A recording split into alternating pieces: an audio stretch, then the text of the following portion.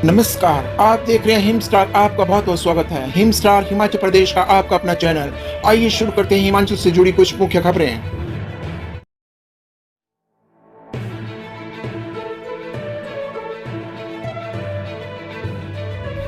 Modi cabinet ने 382 megawatt की सुन्नी बांध जल विद्युत परियोजना को दी मंजूरी।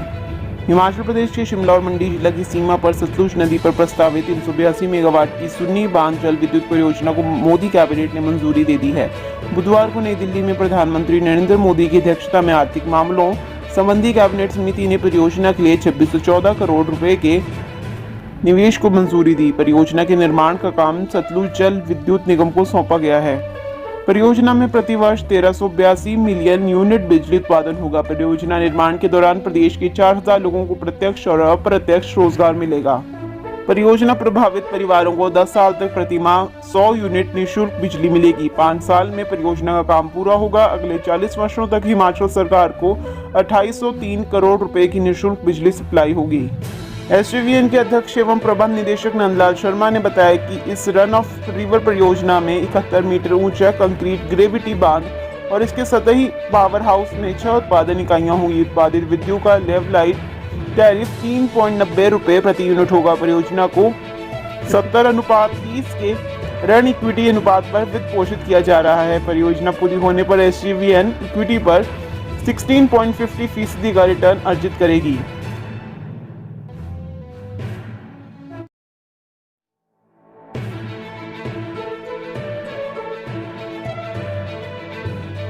हिमाचल विधानसभा सेशन सीएम सुखविंदर पठानिया विधानसभा की कार्यवाही का बेहतरीन संचालन करेंगे। हिमाचल प्रदेश की 14वीं विधानसभा के शीत सत्र के दूसरे दिन गुरुवार को सदन में 11 बजे के बाद 3 प्रस्ताव कुलदीप सिंह पठानिया को विधानसभा अध्यक्ष बनाने के लिए रखे गए। इस दौरान प्रोटेम स्पीकर चंद्र कुमार ने सदन की कार्यवाही का संचालन किया। मुख्यमंत्री सुखविंदर सिंह सुक्खू ने पहला प्रस्ताव पेश किया कि कुलदीप सिंह पठानिया विधानसभा अध्यक्ष होंगे। इसका अनुमोदन नेता प्रतिपक्ष जयराम ठाकुर ने भाजपा विधायक दल की ओर से किया। दूसरा प्रस्ताव उप मुख्यमंत्री मुकेश अग्निहोत्री ने पेश किया। इसका अनुमोदन शिलाई के विधायक हर्षवर्धन चौहान ने किया। इसके बाद सोलन के कांग्रेस विधायक धनीराम शांडिल ने तीसरा प्रस्ताव पेश किया। इसका अनुमोदन सुलाह के विधायक और पूर्व विधानसभा अध्यक्ष विपिन सिंह परमार ने किया। प्रस्ताव पारित होने के बाद कुलदीप सिंह पठानिया को सुक्खू और जयराम ठाकुर ने आसन पर बिठाया।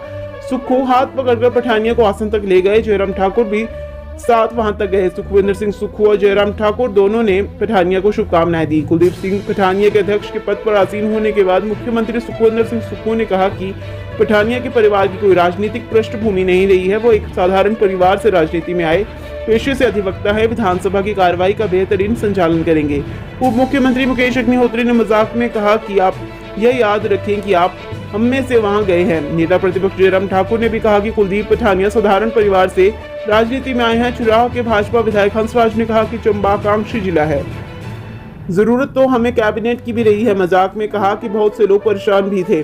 आपको बनाने में बहुत से लोगों की परेशानी भी खत्म हुई। आपसे उम्मीद होगी कि चंबा के लिए मंत्री की कमी महसूस नहीं होने देंगे। उन्हें विधानसभा अध्यक्ष बनाने का एक सर्वसम्मत निर्णय लिया गया। पूर्व विधानसभा अध्यक्ष एवं सुलाह के भाजपा विधायक विपिन सिंह परमार ने कहा कि आप मजबूर नहीं मजबूत हैं। हाँ कि हाँ तो आपने ही करवाना है। कई बार सोशल मीडिया पर भी ऐसी बातें आती हैं और इस पद की गरिमा का ध्यान नहीं रहता है।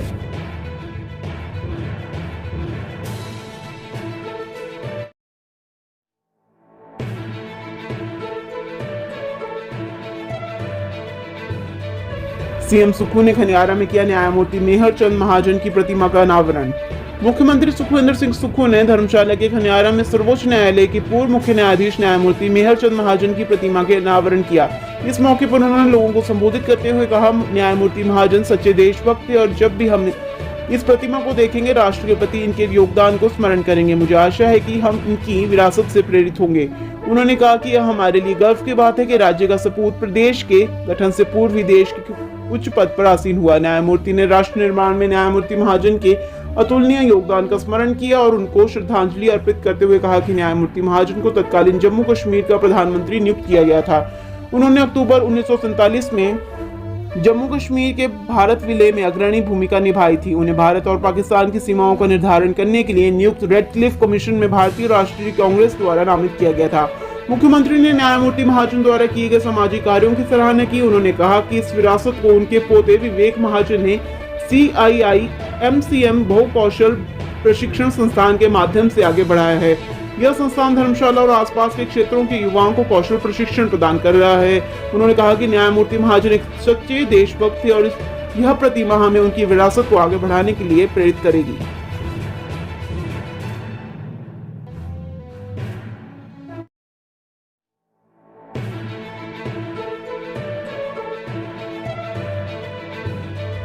सुक्खू सरकार के अब तक लिए निर्णय ही व्यवस्था परिवर्तन, नरेश कुमार।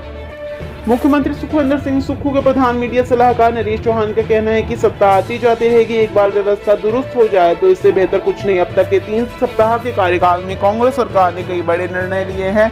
यह व्यवस्था परिवर्तन की शुरुआत है। स्वास्थ्य और शिक्षा मुख्यमंत्री सुखविंदर सिंह सुक्खू सरकार की प्राथमिकता में है। 10 गारंटी पूरी करने को कांग्रेस वचनबद्ध है।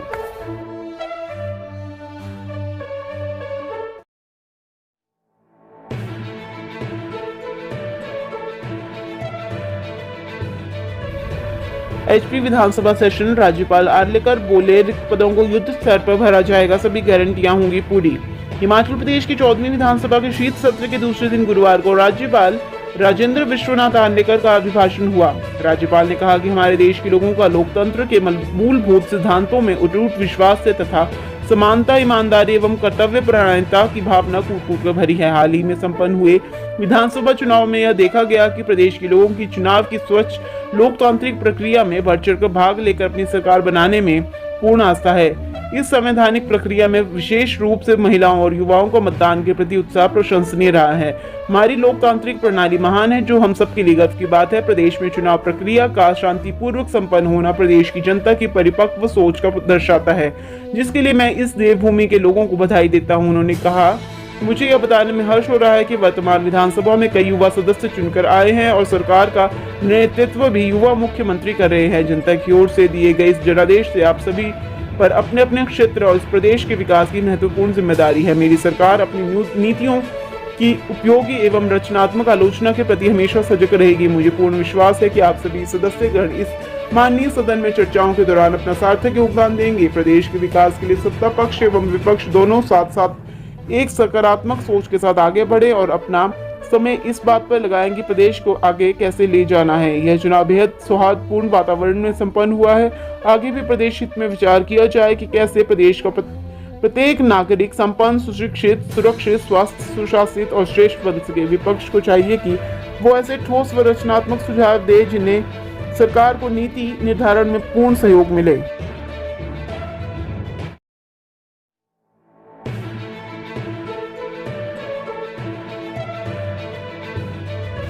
भरत खेड़ा को मुख्यमंत्री सुक्खू के प्रधान सचिव का अतिरिक्त प्रभार, अधिसूचना जारी। आईएएस अधिकारी भरत हरबंसलाल खेड़ा को हिमाचल प्रदेश के मुख्यमंत्री सुखविंदर सिंह सुक्खू के प्रधान सचिव का अतिरिक्त प्रभार सौंपा गया है।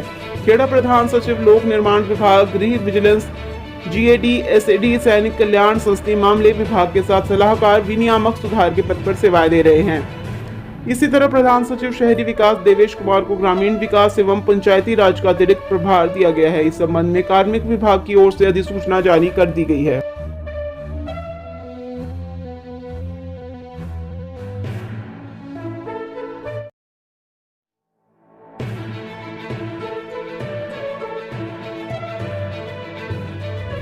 हिमाचल में नहीं बुझ रही सीमेंट प्लांट विवाद की आग, ट्रक यूनियनों और ट्रांसपोर्टर्स का प्रदर्शन।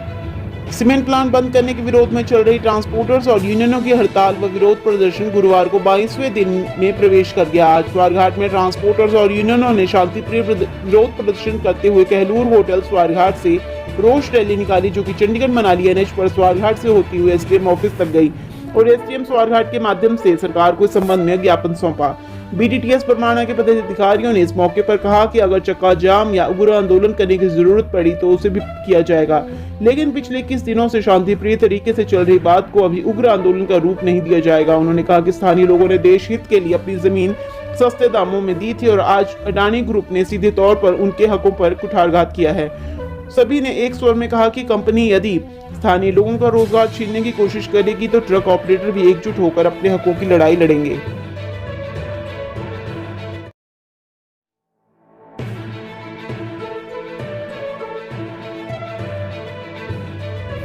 कोरोना खतरे के बीच हिमाचल सरकार अलर्ट, केंद्र से मांगी कोविशील्ड की 10 लाख डोज। राज्य सरकार कोविड संक्रमण के कारण किसी भी संभावित खतरे से निपटने के लिए पूरी तरह से तैयार है और राज्य के सभी स्वास्थ्य संस्थानों में संस्थागत स्वास्थ्य अधोसंरचना को सुदृढ़ किया जा रहा है।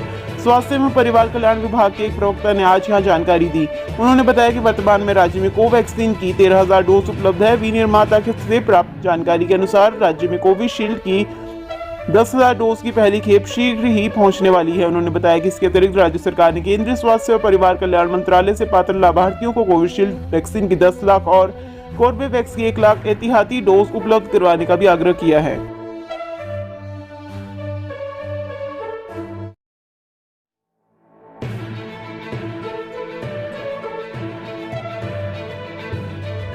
तीस किलोमीटर की टॉप स्पीड से बन रहे एनएच, केंद्र सरकार का खुलासा, हिमाचल को मिलेगा फायदा।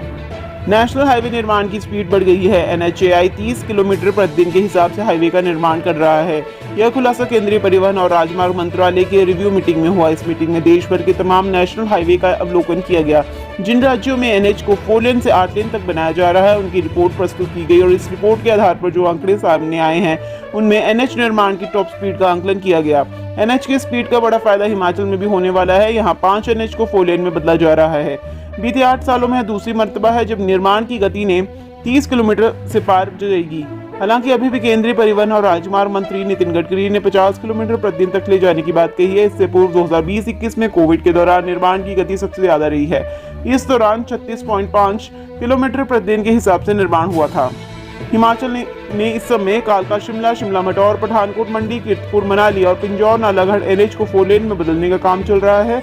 इनमें से कालका शिमला में परवाणु से सोलन के बीच के हिस्से को छोड़ दें तो अन्य सभी जगह पर निर्माण तीव्र गति से पूरा हो रहा है। कालका शिमला एनएच को 3 चरणों में बनाया जा रहा है।